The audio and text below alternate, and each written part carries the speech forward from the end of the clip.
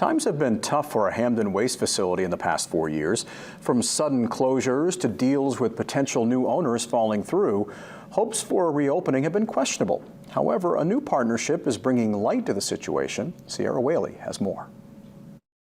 Just trying to benefit the region with the region's own waste. A new partnership has led to new beginnings for this Hampden waste facility that closed in May 2020. The Board of Directors at the Municipal Review Committee, or the MRC, really is trying to guide responsible waste disposal for a group of 115 communities from all across the state.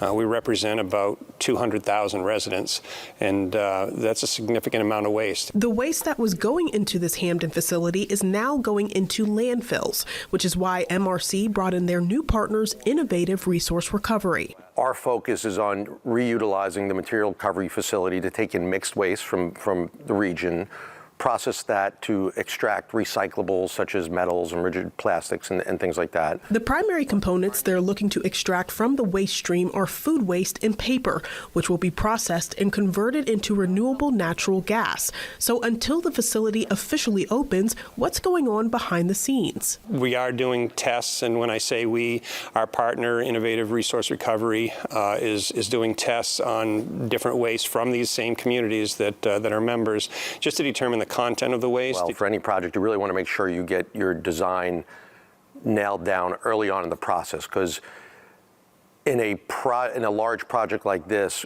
if you don't have your design finalized, what that does, that just leads to cost overruns and compromise in your design, which challenges you on startup, and that may have been some of the issues that happened here the first time. Both Hootery and Candela say the plan is to start up the facility in 2025. Until then, they'll bring in teams to continue the testing process, because this time around, they say they want to get it right for the community. Sierra Whaley, WABI TV5 News, Hampden.